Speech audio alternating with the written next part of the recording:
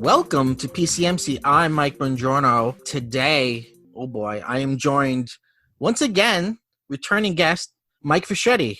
Hey everybody, how's it going? I'm okay. We're obviously recording through Zoom, Yes. as is the way of the world. Correct. How has your pandemic been? Not bad, as far as pandemics go. Mm-hmm.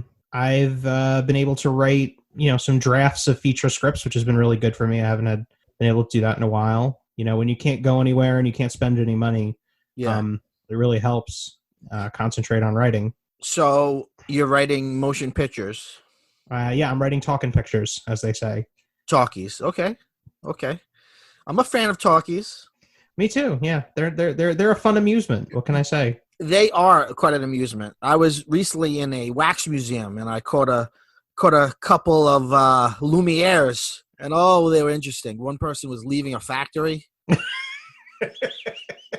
It was fantastic. It took me a minute to get that one. So, Mike, you are a huge fan of the Walt Disney Company, the Disney Brothers motion picture company. Yes, the rumors are true. Yeah, I would say that's accurate. Yes. The last time I saw you, but pre-pandemic, we went and did we did Disney trivia. Yes, we did. Oh my goodness. I thought that happened like 800-900 years ago. Okay. I know. I felt like it was one of the last social things I did. It probably was. I almost forgot. Like, it was so long ago. My goodness. Was that before or after we went to Disney? That was before, because we didn't talk about like what happened on the trip. So I guess it was January. Yeah, it must have been something like January. Or yeah. Oh, right. We went at the end of February. Jen's also here. She's eating pie. Oh, hello, Jen. Hi. Hello. So you had an idea for this episode, which intrigued me. I don't know what the best way to set it up, but Okay. we were talking about Disney films, and you were saying with your huge critical mind that you see a certain strain of Disney films, a certain modality. I'm trying to not say the word genre. It wouldn't really be genre. I'm trying to even think. It borders. I mean, it borders on like the cinematic universe idea without actually having anything connected. But the idea is if you look at films that the Walt Disney Company has made, if you look specifically, starting with Who Framed Roger Rabbit, through to The Lone Ranger, you see that Disney has this apparent legacy of pulp films.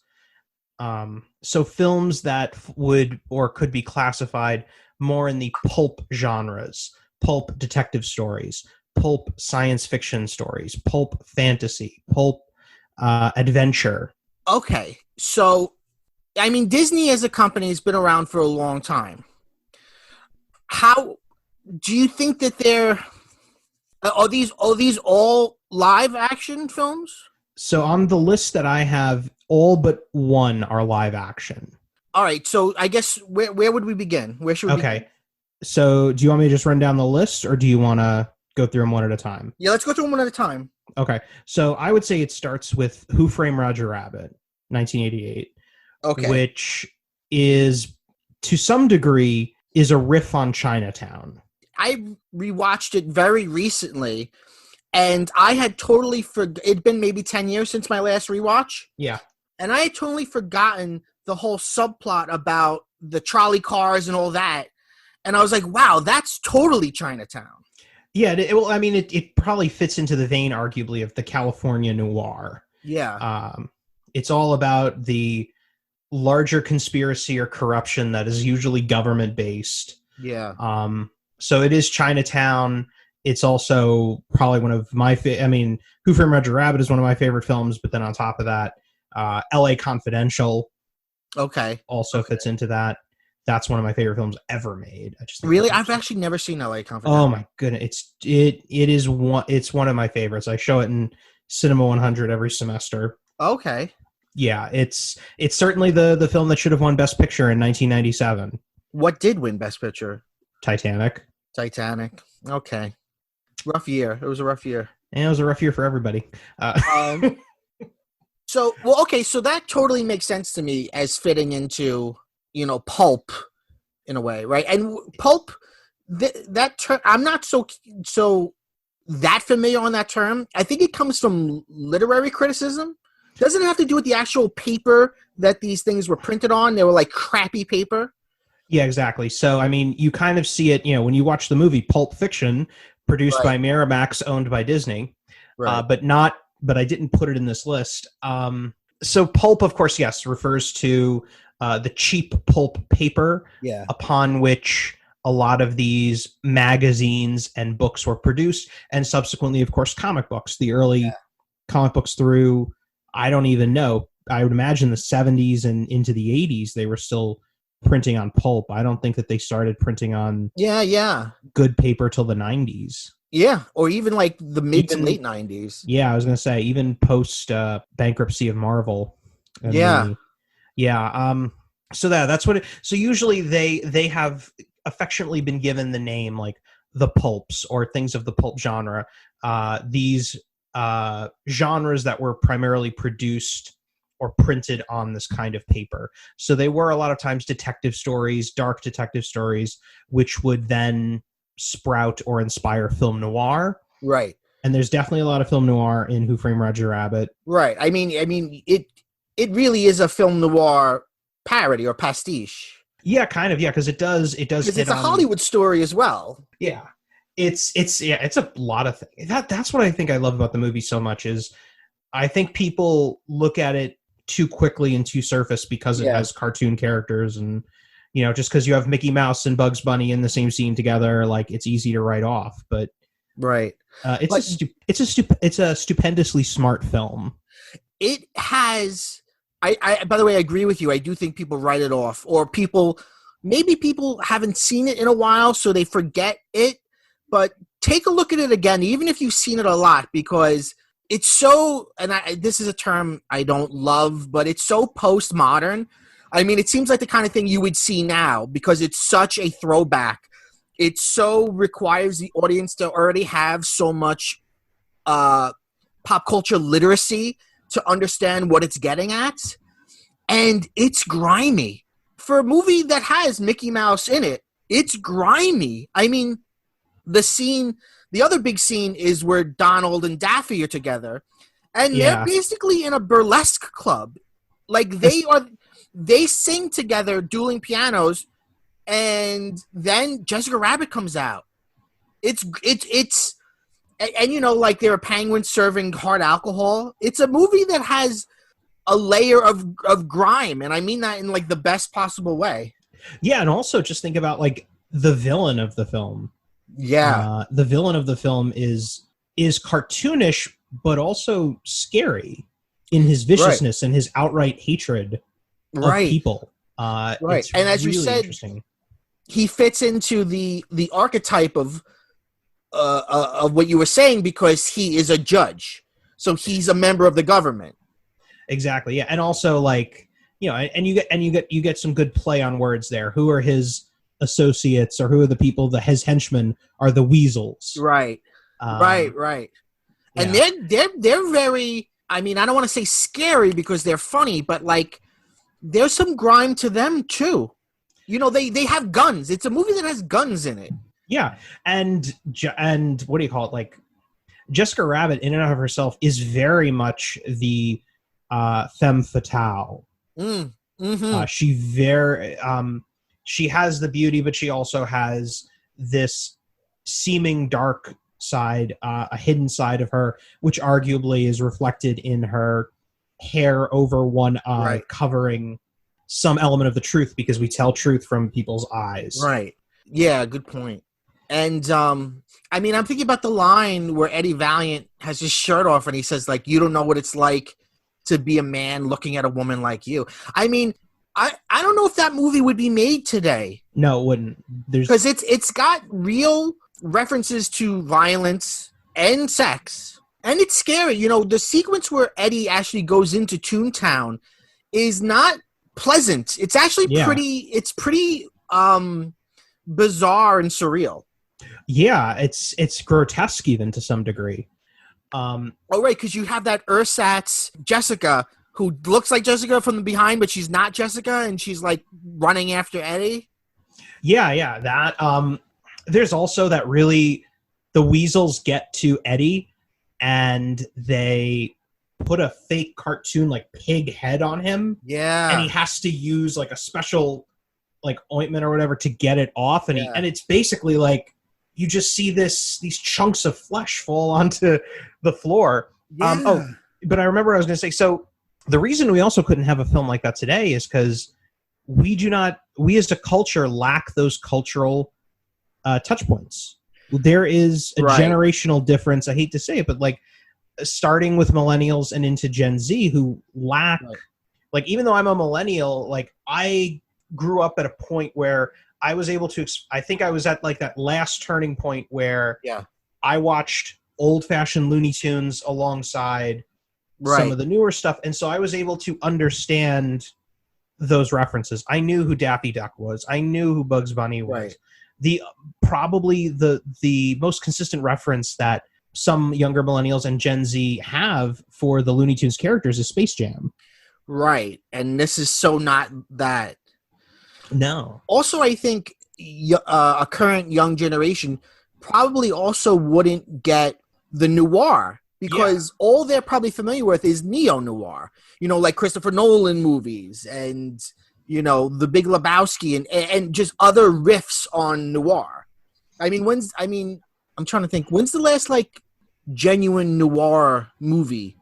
I mean, part of me wants to say, like, True Detective Season 1, but not really because there's almost supernatural elements in that. Yeah, true. Yeah, like True Detective Season 1 definitely has elements of film noir, but might be considered more neo-noir. I was going to say same thing with Brick, same thing with even LA Confidential, which I love, is neo-noir, but also because arguably, film noir starts in the mid-40s and ends in the late 50s. Right. So arguably anything after that is neo-noir, but like, you know, I would qualify Who Framed Roger Rabbit as film noir. I would qualify LA Confidential and Chinatown as film noir. Yeah, Chinatown, absolutely. Yeah. So I mean, you're right. That is the big thing. Is if you don't understand the genre, you do not understand what they are playing with in this film. And the character archetypes beyond even just the drunk detective, the femme fatale. Think about even like the side characters. Think about the woman who runs the cable car bar, or the somewhat crooked movie studio mogul.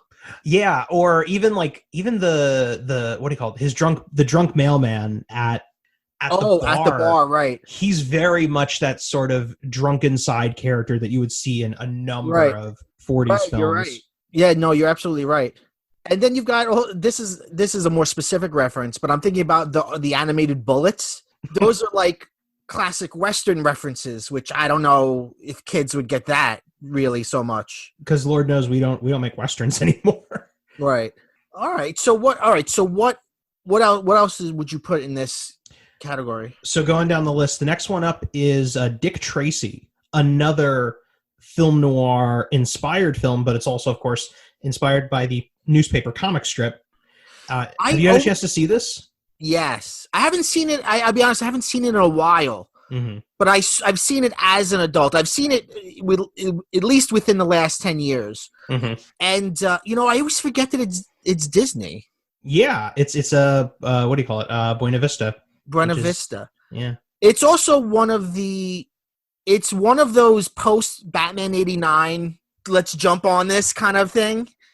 Which is the strangest thing that the studios learned coming out of 1989 Batman was like, you know what, people want to see old characters from the 30s and 40s. That's what the audience wants. That's what they were going for. Yeah.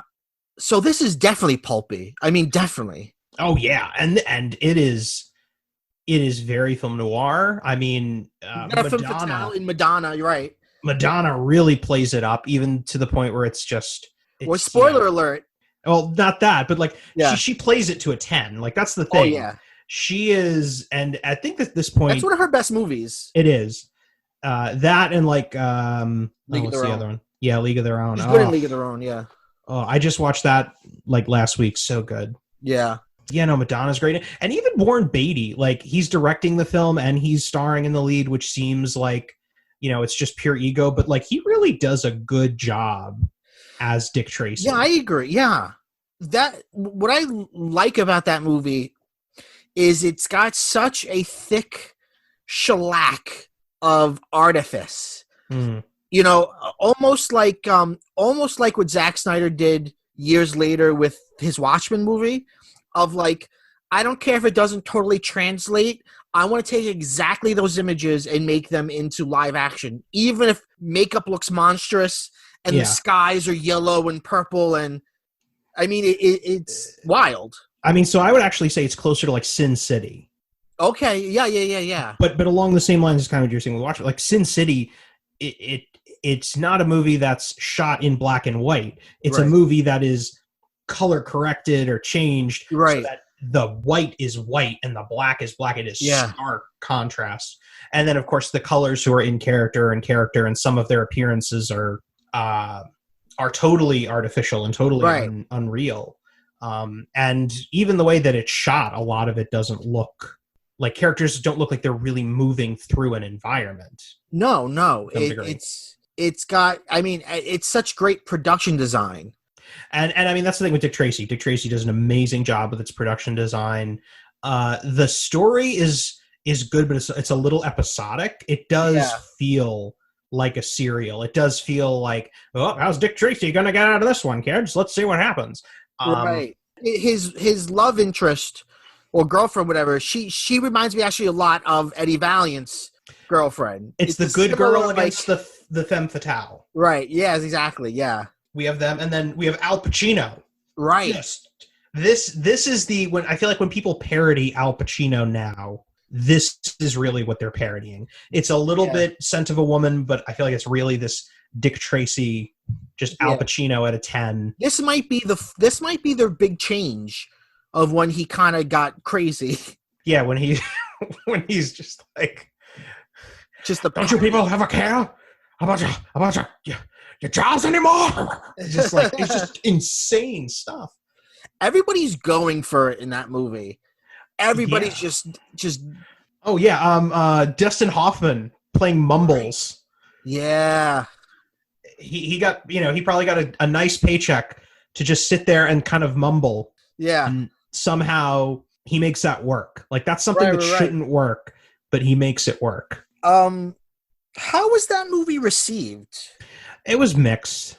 So it was another so it got mixed reviews. Yeah, it got mixed reviews, and the movie, it made its money back. I think it made a profit too, but the marketing campaign was so heavy. Yeah. That because it wasn't this cultural smash.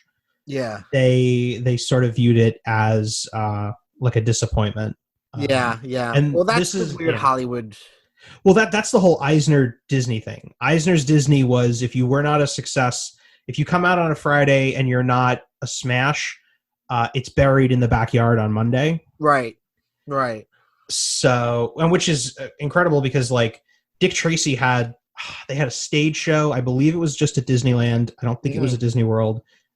Dick Tracy's Diamond Double Cross. It's also legendary for one of the greatest attractions never built. Dick Tracy's Crime Stoppers. I don't think I've ever heard of this attraction. So get this. You get in a car, like an old-fashioned 40s car. Yeah. And it's like, did you go on Dinosaur?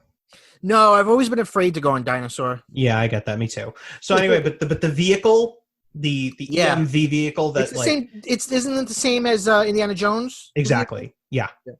So it was that ride technology, but with a 40s car, and you're sitting there with machine guns, and you're driving through Chicago and mowing down. Whoa, guys, as that's you go. wild. Yeah. I wonder, would that have been the first ride like that? Because you think now, Buzz Lightyear, even over at Universal, they have the Men in Black ride. Yeah, because this would have been 1990 or 1991. Right. That's a level of interactivity that I guess they thought maybe we don't want kids murdering people. I actually think it was just because the movie wasn't a success. If the movie was a success, it would be there. It would probably still be there today. Yeah. No, I don't know. I think to me that sounds like an awesome ride. I would love if they made it. That's fun. So yeah, Dick Tracy, another of the pulps. And then the next year, 91, we get The Rocketeer, which to me is still a top 10 all-time comic book film, period. I actually watched this recently on your recommendation because I'd never seen it before. And it's a movie that has a lot of charm.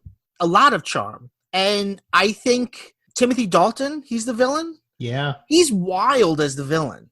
He's playing Errol. He's basically playing Errol Flynn. Right, exactly. But like a evil spot. Like, I don't know why there weren't a ton of sequels to this movie. The only reason is just, again, it was a middling success. Like it didn't fail, but it just was not the super hit that they expected it to be. Because I agree, like this is a movie that when you ask people, it is beloved. They really like this movie.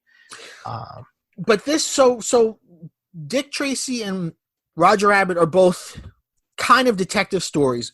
And this is sort of an adventure, serial, kind of maybe even superhero movie. So how does this fit? Well, so I would say, it fits more into, arguably, it's a little bit of pulp sci-fi and a little bit of pulp action. Okay. It really, because in some ways it is like, I don't know, it has the energy of Raiders of the Lost Ark. Yes, it does. Has that kind of propulsive energy. It has the old-fashioned screwball comedy couple in the couple that just can't get together. There's always something personal, something stupid or personal between them that keeps sort of breaking them off. It wears its heart on its sleeve. It is a total unabashed sentimentality film or sentimental film. I'm trying to think what else about. It's also kind of an interesting sort of alternative history kind of thing. Yeah. Like, I like the way they sort of place it into the history. Yeah, they do lots of little things. Of course, they have Howard Hughes is in the film as the inventor of this jetpack, which is arguably the really only science fiction-y thing about the movie. The rest is a pretty standard, there's a Nazi spy trying to get this tech and we got to stop them. Right. Which is very pulp. And a big Zeppelin, set piece in the end. Yeah, and I mean, the film is just so good. It has, again, it's interesting actually with all of these films, but especially like we see it in Dick Tracy and we see it here in The Rocketeer. This kind of all-star cast of just like people, even like bigger names coming in, they're proving the whole there's no small parts, only small actors. You think about Paul Sorvino playing the mobster. Right. I think Alan Arkin is great in it. Alan Arkin is fantastic. And he's so funny. He's so like he's the kind of archetype you feel like you would have seen in an earlier era of film. He almost plays like the Walter Brennan role from a John Wayne film. It's directed by Joe Johnston. Who did a lot of good things. Don't judge him by his last movie, The Nutcracker in the Four Realms, which I did walk out of. But he did a lot of good movies. Honey, I Shrunk the Kids, Jumanji, Captain America: The First Event. Captain America: The First Event. But the funny thing about that is the only reason that they hired him for Captain America: The First Avenger is because of The Rocketeer. Right, you can see that. And they essentially wanted him to do it again. And as I think Captain America has good stuff. I think that film overall is good, but it never gets to what The Rocketeer was. Right. I bet if The Rocketeer were released today, same film, hypothetically, I think it would be more successful. Yeah. I think I don't know if it would be one of those, like it wouldn't be successful in theaters, but like it hits streaming or whatever. And all of a sudden everybody's like, why the hell didn't you talk about this more? Right. So it would be a perfect like Netflix stream. I don't know why. I just see it as like a Netflix streaming kind of movie. It's a good Wednesday night kind of movie. Yeah, it is. Yeah. You can't go wrong with it. It's I don't know. For some reason, I think for people who remember it, some people see it as like a punchline, but it really does not deserve that. Yeah, I was going to say, like, of the films we're going to, I mean, besides, I don't know, Who Framed Roger Rabbit is probably the best film on this list, but behind it is The Rocketeer. I think far and away, The Rocketeer is just incredible. And if you haven't seen it and you have Disney Plus, like, go check it out right now. Yeah. So let me take a look at my list. The next thing isn't for a long time. We have a big break, and then Atlantis: The Lost Empire comes out in 2001. Yes, I actually for this episode, I just watched that a couple days ago. Oh, okay. For the first time, and I absolutely loved it. Right? Loved it. It's so good. And the voice talent is so good. And there's real menace and a real villain. It's got that Indiana Jonesy kind of vibe, too. It's a little bit that. It's a little steampunky.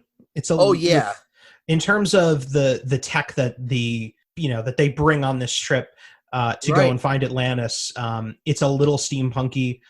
But then, of course, like Atlantis itself is very much, it's a little bit myth, but it also feels like the stuff you would see in the pulp adventure books of the time. So I got Michael J. Fox as the protagonist, doing a great job. Yeah, just killing it. What's his name? The dad from Frasier. Oh, right. James Garner is Rourke, the sort of heavy in it. Well, so that's not the dad from Frasier, but yeah, James Garner is the heavy. He's great. No, the dad from Frasier is John Mahoney. I was about to say Preston Whitmore. Yes, he's the one who starts the film out.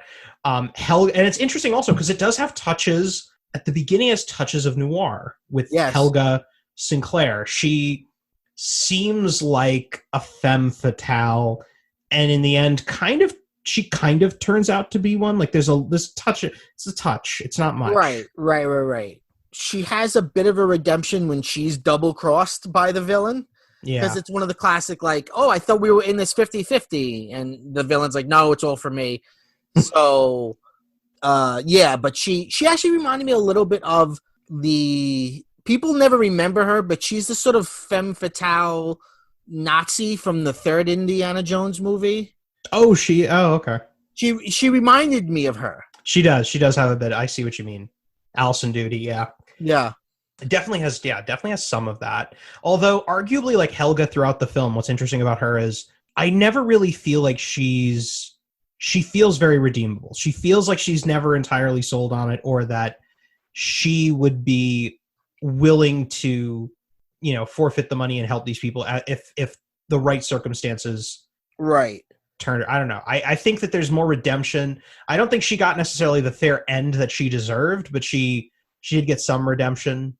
The amazing thing about this film is actually, of all the films I'm probably going to talk about tonight, Atlantis has maybe the biggest fan base of all these. It comes out June 15th, 2001. I remember I was there opening weekend. I was a younger man. So it's right on the cusp of 9/11. Yeah. It feels like it was sort of a big cultural, like, I don't know what, stopgap. Yeah, but what's weird is this doesn't feel, unlike other films that came out that summer, that definitely feel like pre-9/11 blockbusters, or still like the first 90s. Spider-Man. Like the that was after. That was after. First Spider-Man was 2002. It would be like the first Tomb Raider with Angelina Jolie, or Jurassic Park 3. Yeah. Those still have a 90s feel. A Joe Johnston film. Yeah, another Joe Johnston film. See, he keeps creeping up. But Atlantis: The Lost Empire, it just feels like I think part of what helps it is it does have that timeless quality because of its origins in pulp and because of that connection. The fan base for it is rabid, especially on Facebook. They make memes like nobody else. Oh, really? Is that true? Oh, yeah. There's like a whole Atlantis: The Lost Empire posting page. I don't remember what it's called.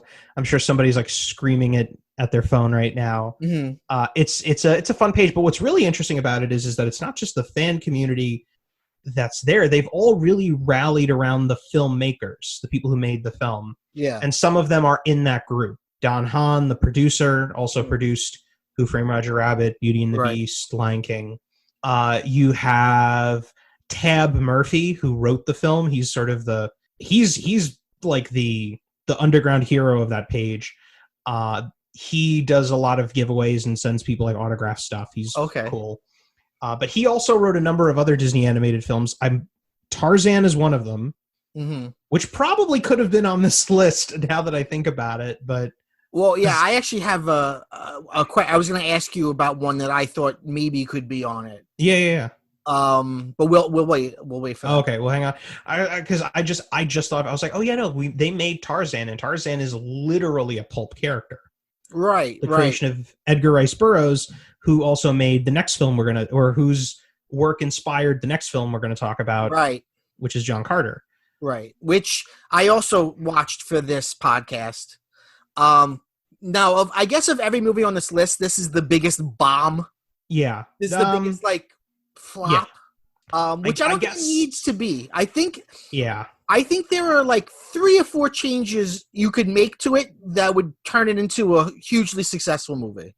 Yeah, I liked this film when it came out. I still don't understand the full history.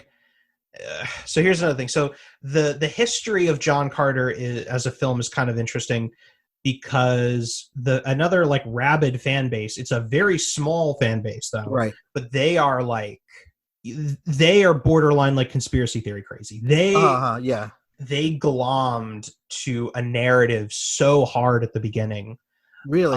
Yeah. So there was a guy who wrote a whole book about it. There's a guy who's part of like the page that was on Facebook or whatever, who wrote a book claiming to kind of explain what had happened with the film. I haven't wasn't it like I think I read on IMDb trivia, which is not a real source, but it was like it's the longest movie ever in production hell. Like it was in production hell for like decades and decades and decades. I mean, listen, because I think the first time they tried to adapt it was way, way early. Well, see, the first time I remember hearing them try to adapt it was the 80s with Tom Cruise. That was the earliest one I knew about. I don't know if they tried to adapt it earlier. That wouldn't surprise me. The book came out in like the 1910s. Right. So if somebody tried to adapt it in the 40s as a serial, that wouldn't surprise me. Right. So I guess technically speaking, whatever, it could have been that. I don't actually know that for certain. But the film had this, they called it a troubled production. I don't think it really was a troubled production. It was just a long one that also had reshoots. And this is 2011. And so back then, this idea of reshoots, because the Marvel movies hadn't normalized it yet, the idea was, they did reshoots. And they spent all this money. It's a normal part of Hollywood production. Andrew Stanton, one of the things he said before the film came out was he was like, I'm really hopeful that one thing I can do with this movie is like show people that reshoots are not bad. Because coming from a world of animation, we remake a film, a number of times over 2 years in order to perfect it. How can you expect in real life to have people on a particular day get this particular scene exactly right? It's the idea of it is when you think about it that way, it does seem like, that seems kind of crazy. It's also, once you have an assembly, going back and going, I get how this section should work. It's a sort of rewriting process. Yeah, and also like, tonally, this doesn't match. We thought the movie was going to be this at the beginning, but sort of as time went on, we got into a groove and we figured out these characters, and this doesn't match with this, so let's fix it. Right. And unfortunately, just like I think it was Nikki Fink over at Deadline at the time who just had an unbridled hatred of this film for whatever reason. She like stayed home the weekend it came out and live tweeted hour by hour the box office returns. Wow. Just really vicious, and I never understood why, because this film doesn't deserve that kind of vitriol.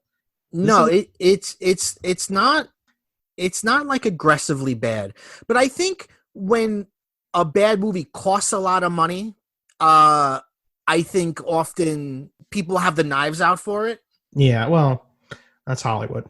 I actually think here's what I think you could do to fix this movie. All right, if I was like a mogul and I came in, all right, number one, we need to chop 25 minutes right off of this. Ooh, way too long. The whole aliens that are controlling things, that whole new element, which is not in the books, that's just making it more confusing. You added something that made it worse. Let's get rid of that. The lead actor, good guy, does a good job. He's just not, he don't have it. He's just not a star. I think the right person in that role could be huge. And the title's awful. They originally were going to call it Princess of Mars, which is the title they should have went with. And then John Carter of Mars. And then John Carter. John Carter sounds like, if I say let's go see John Carter, you think, oh, is this like a movie about a professional football player from the 70s who like rallies the team and they gets the big touchdown at the end? Like, oh no, it's a sci-fi, it's a classic sci-fi narrative. John Carter. Well, I mean, just remember that was going off of the knowledge that Disney had at the time was following The Princess and the Frog, right, which they felt was disappointing in terms of box office. Part of the reason they said was when they did polling, they found that especially boys would not go see a film with the title Princess in it.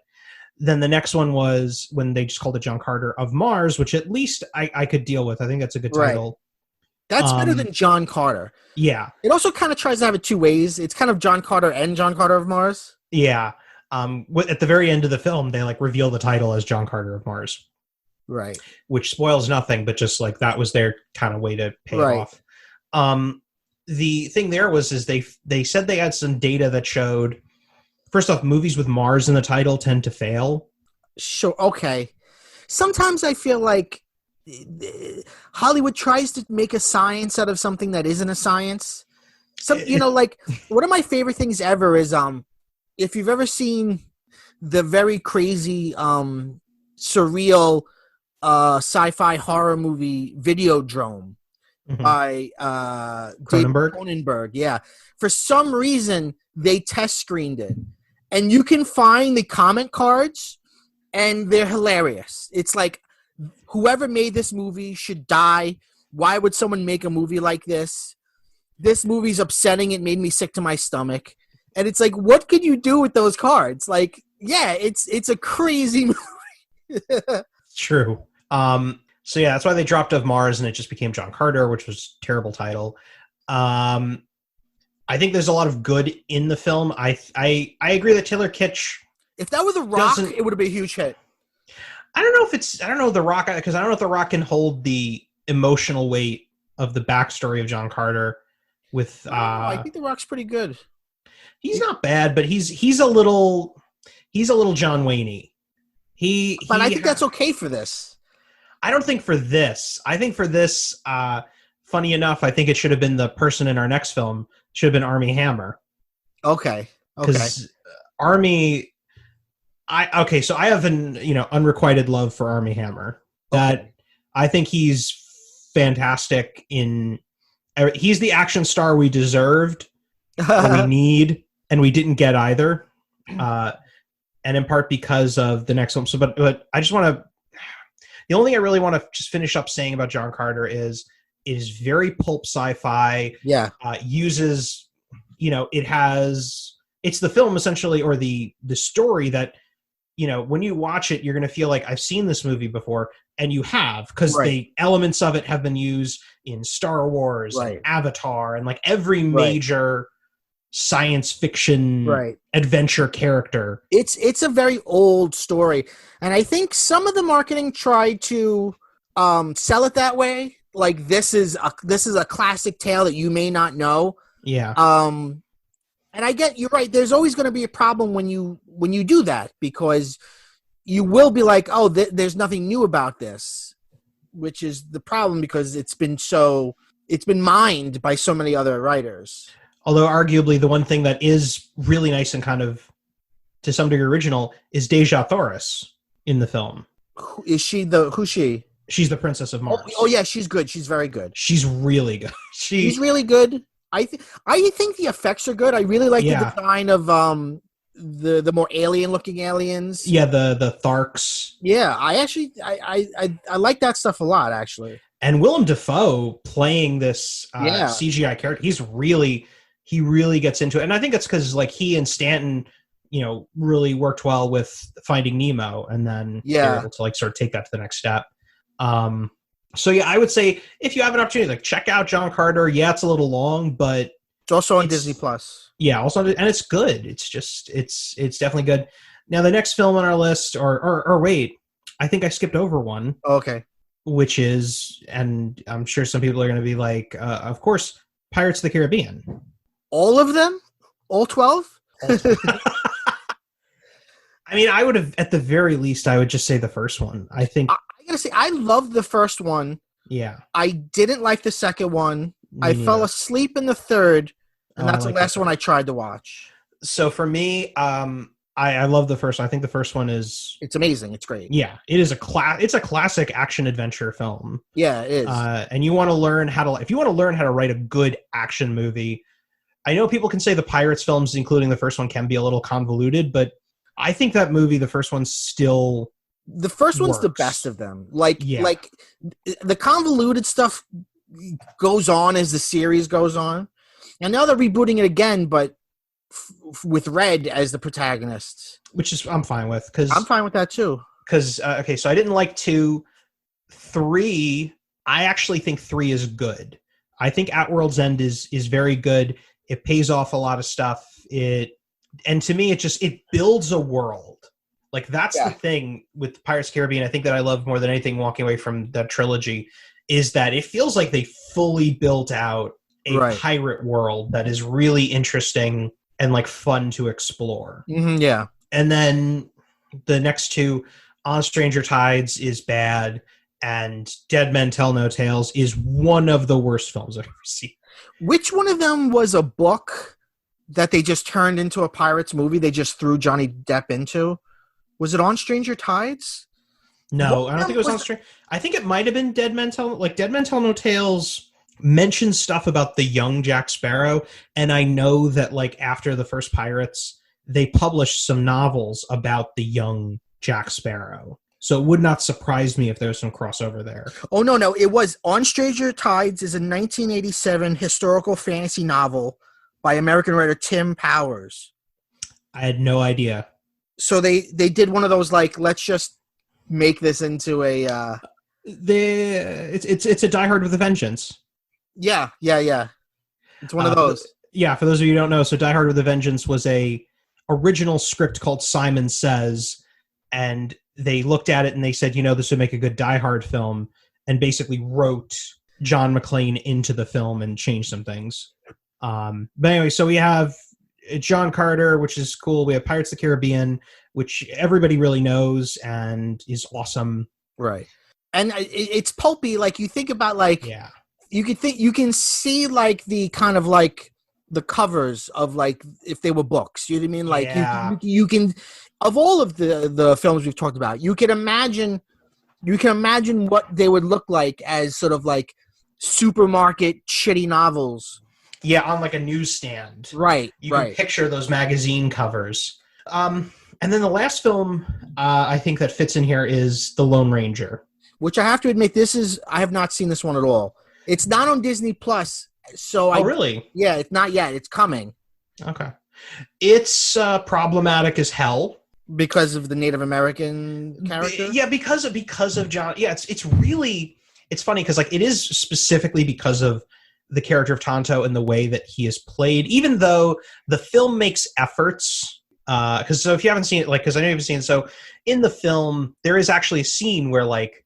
The Lone Ranger is talking to this members of this Native American tribe, and he tries talking to them like Tonto talks to him. And they look at him like he's a crazy person. They're like, why don't you just talk like a normal person? Like, that's not how any of us talk. And it's like, well, that's the way he talks. And it's like, well, they're like, yeah, no, well, he's had trauma in his life, and like, he's weird. That's an interesting, I like that. Yeah, no, they're a little bit, like, I think the film had good intentions, but doesn't really work overall. So like ultimately because the film, when you look at like protagonists versus like heroes versus villains, the heroes of the film arguably are the Lone Ranger, are a guy who comes out west seeking to be a lawyer and sort of bring law and order to the West. Yeah. And believes in government and believes in being a good citizen. Comes to the West, helps his brother who's a ranger who gets killed by a vicious criminal, and who is also to some degree, like, he's left for dead. He actually is dead, but like gets brought back to life. I don't remember how. So there's a touch of like the spiritual in there. Yeah. But also he goes from a guy who believes in the good of government to ultimately seeing that the government and all its forms, both the military and business, corporate interests, are hurting Native Americans and hurting the people of the West at large, and sees them as corrupt. And by the end of the film becomes an outlaw vigilante who fights essentially against the railroad company that's exploiting its workers and the United States government who mows down an entire tribe of Native Americans. Like, it really, I think it tried in a lot of ways. Where does it fail? Well, I think just the fact that you have Tonto as a main character and have him essentially playing what is a long-standing racist interpretations of Native Americans. Yeah. I can't remember, because I did not get to rewatch the film for this podcast. If you go and look online, there was a good review when the movie came out called like, I Saw the Lone Ranger, So You Don't Have to. Sure. Okay. Written by an indigenous person, which more accurately describes the flaws of the film. So, I mean, I think it's flawed. It's mostly flawed on that racial front, and the fact that it's longer than it needs to be. However, the thing that I will say about it is, besides the fact that, okay, yeah, you cut whatever 25, 30 minutes out of this movie and it helps, but man, Gore Verbinski knows how to shoot a movie. Yeah. See it in the Pirates movies. That's the thing. Like, the first three Pirates movies, like, even when they have their problems, I can still enjoy watching them because Gore Verbinski knows how to weave a yarn. Yeah, Verbinski. So he did Pirates. He did Rango, which is great. I've actually not seen Rango. Rango's very good. Rango is a like revisionist Western, and interestingly enough, so is this film. Like, Lone Ranger is part revisionist Western. It's also like it messes. I'm trying to remember. Like, I feel like it messed a bit with the superhero, even the superhero genre or the superhero origin story to some degree. Like, the really interesting thing about the Lone Ranger is he really doesn't actually become the Lone Ranger until the final like sequence of the movie, the last 20 minutes or so. Like, it really draws out the origin story and makes you feel like at the very end, oh yes, he has finally become the hero he's meant to be. It's also, there we go. It's also a little bit of a white savior narrative. There's a little bit of that in there. I also think, and this is from someone who has not seen it, I also think that it's too long ago. Like, I think a young kid maybe knows Sherlock Holmes, maybe knows Robin Hood. But if you go Lone Ranger, I think a young kid might be like, that's ringing no bells for me. Yeah, no, Lone Ranger's not like I don't even think he's I don't even know if he's a public domain character. Yeah, I don't know. I don't know either. He might not be that old yet. I'm not 100%. Because like, I know Dynamite Comics makes the Lone Ranger books. And it was a radio serial. It was a radio serial, and then eventually like a movie serial. Yeah. And I think even a TV show. Yeah, there was a lot of different versions of it. Yeah, but it was also one of those things that like come the end of the 60s, like there's no more Lone Ranger. Unlike even like Zorro, who gets to a couple more iterations between. Right. Zorro's a great pulp character, not Disney owned, so. Right. But if you get a chance to I rewatched The Mask of Zorro for the first time in like 20 years. Is that the Antonio Banderas one? Yeah, that was excellent. It's basically Mexican Batman. Yeah, I remember liking it. It's been so long since I saw it. Yeah, once you get past the whitewashing, like, it's pretty good. Yeah. Sure. It's just a good. It's also like, it's interesting. Like, Patrick H. Willems is a video essayist. I enjoy. Did a whole thing about how, and this kind of relates to Disney, and even we're talking about, is like, he's like, the thing about Mask of Zorro is it's a superhero film. It's also a superhero film that's not afraid to be sexy. You have at the time, and even arguably till today, two of the most beautiful people on the planet, Antonio Banderas and Catherine Zeta-Jones, as your leading romantic couple, and they have chemistry. Right. When you think about like the Marvel films, all the many romances that exist in the Marvel films, they're very chaste, quippy. There's no, even a lot of them, I don't feel like they have a real chemistry. No. Besides maybe Cap and Peggy. Yeah. But even theirs is like chaste or whatever. But like, I don't know. I still feel like between those two actors, you feel like there's like a love connection there. Besides that, the rest of them are just like actors acting. Right. You know, it doesn't feel natural. But anyway, that's like a side note. The Lone Ranger has actually the one thing, like, I think that if it should be remembered for anything, it's probably its practical effects. Like, the film has a great sequence involving a train chase, and they built real trains. Oh, really? Okay. And they do some really cool stuff with that.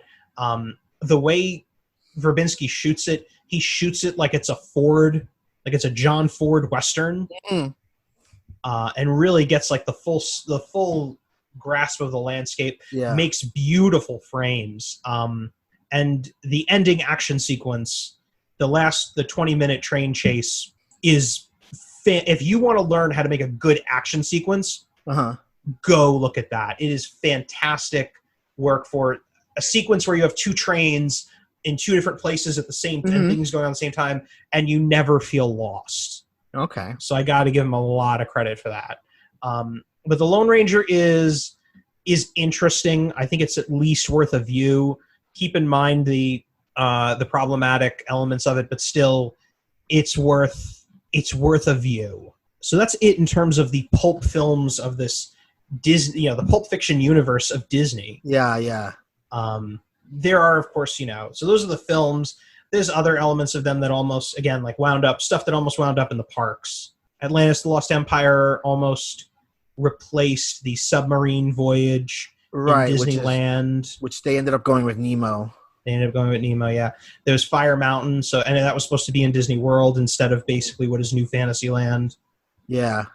John Carter, there were rumors that they had planned attractions, but nothing. I've never actually heard any concrete plans. You could have actually a really cool Flight of Passage ride from John Carter. Yeah, I could see that. And it would be just as irrelevant as Avatar. Pretty much. I don't think anyone needs to care about Avatar to like Flight of Passage. You're just on a flying thing in a beautiful world. Well, I don't think it's that you have to. I think it's that they realized this film left no cultural impact, so we really can't do anything from the movies. We'll just kind of do this thing that looks really cool. Right. It's just a cool, thrilling version of Soarin'. Pretty much, yeah. I was going to ask, and it's been a long time since I've even seen this movie, but it just came to my mind. What would you think that maybe the 1993 Disney The Three Musketeers could fit into this? So first off, I've never seen The Three Musketeers. Oh, okay. So I didn't think of that, but it's interesting because they sort of walk the line there. The Three Musketeers, I think of it in terms of the more classic literature. I think of it more as almost a costume piece kind of movie. Yeah. Because of its time period. But they definitely had pulp iterations, or if not, inspired probably many pulp novels, or of the noble knights trying to defend a kingdom kind of thing. They definitely have origins or roots there. But I don't know if I would, just because of that classical literature. Because that's the same thing with even 20,000 Leagues Under the Sea. Right.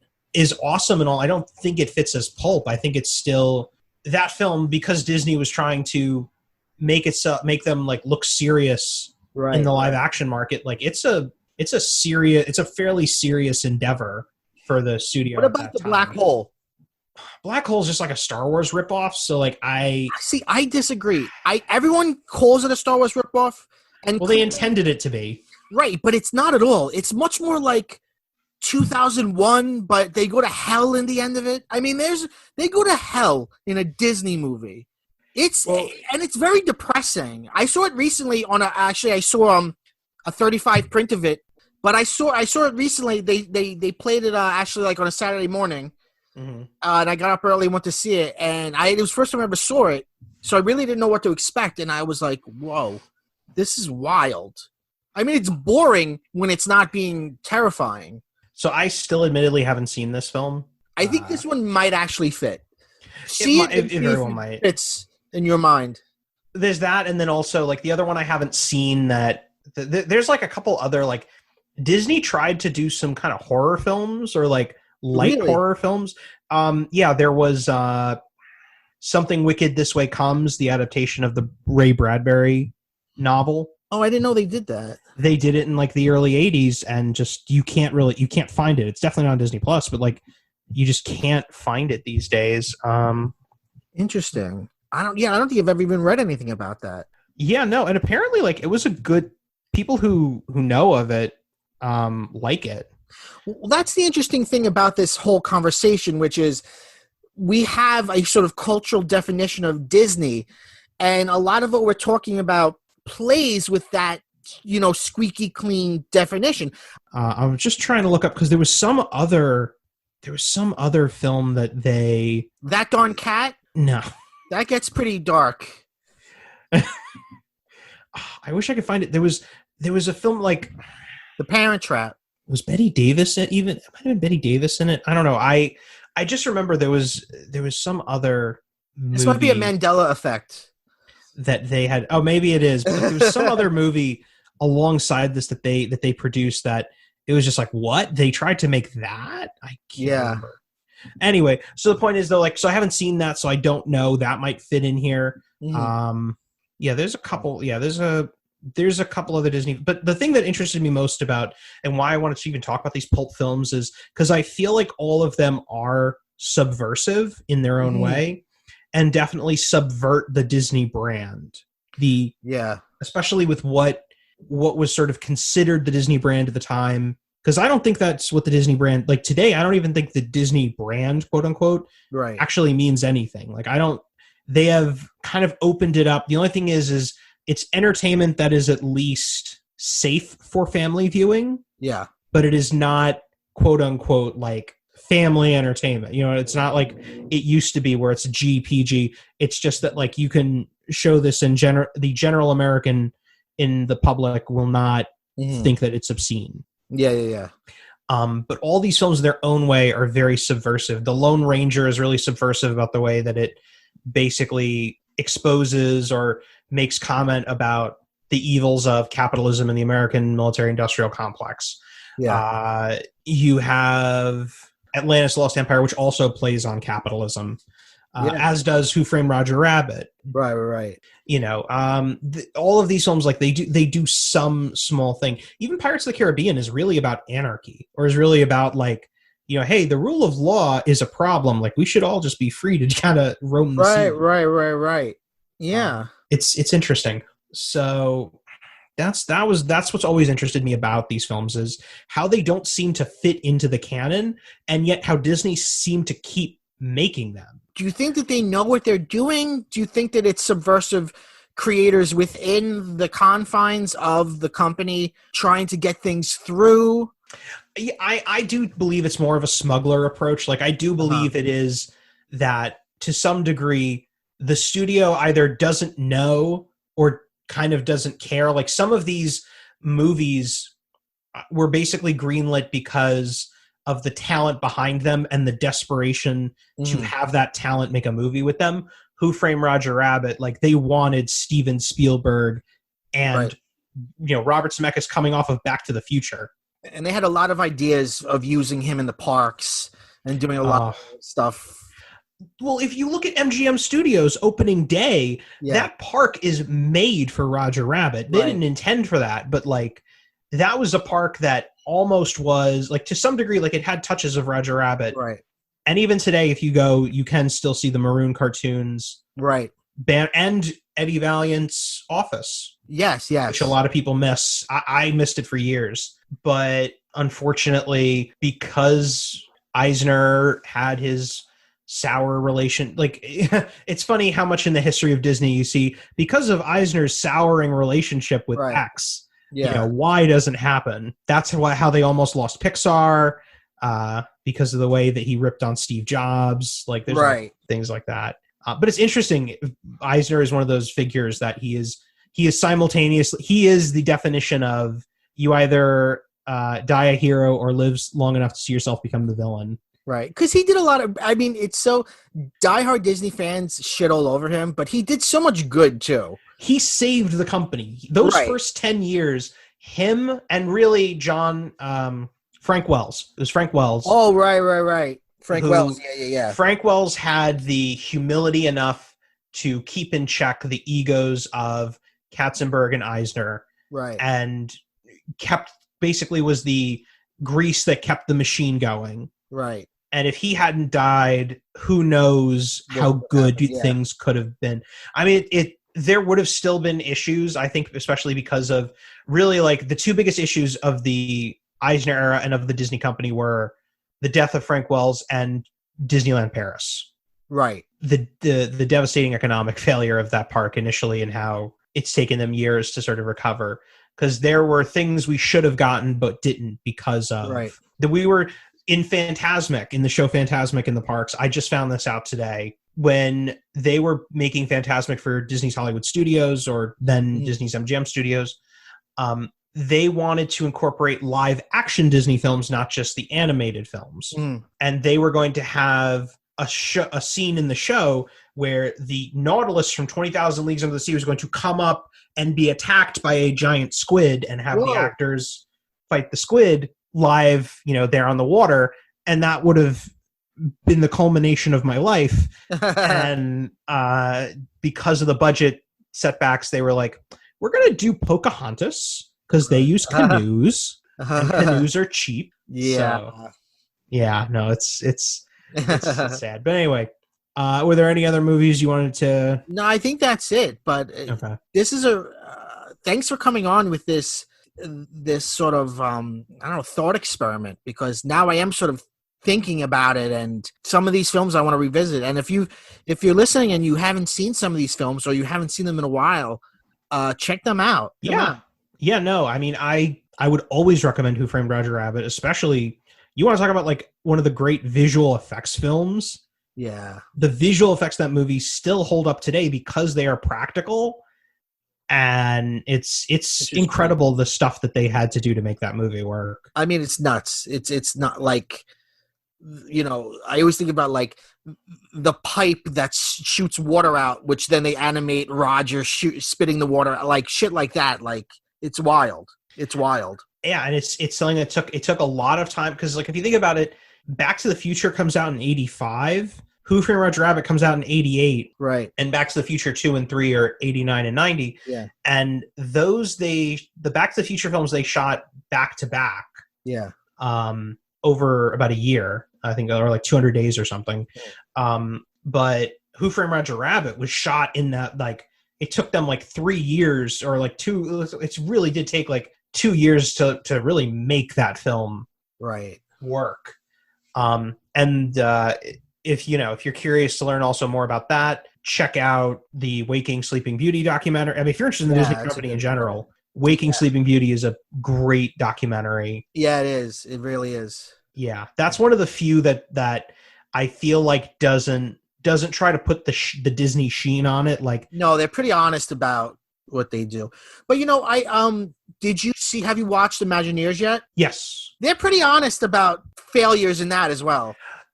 So the first 3 episodes, they're very honest. Yeah. Once you get to the Iger era, then it becomes, well, Bob came in and saved everything. Right, exactly. Right. And when they talk about Pandora, they're not like, and then we made a whole park based on a movie no one cares about.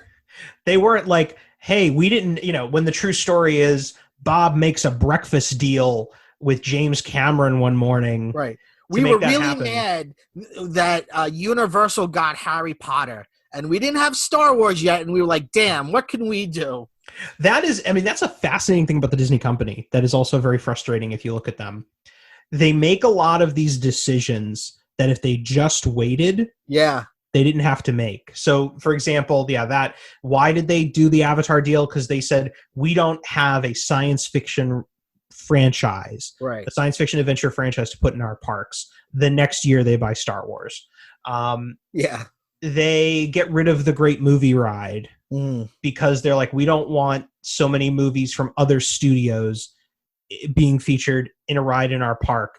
And the next year you buy 20th Century Fox, who has a number of the classic films that are featured there. Alien, And you could have just changed a scene here or there, and I don't know. They continuously do these things, and I'm always like, why don't you just wait? Exactly. Well, Mike, thanks so much for coming on. This has been a fascinating, fun episode. I love talking about Disney with you. I always love talking about Disney with you, too. Mike Fischetti, everybody. He's writing.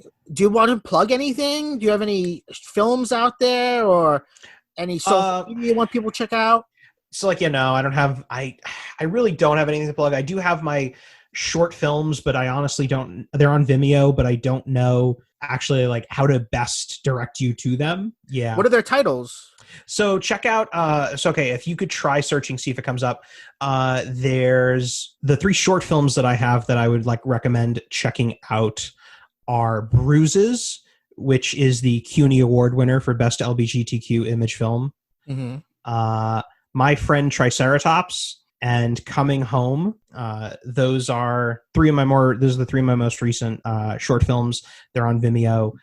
Check them out. Let me know what you think. If you hate them, please don't tell me.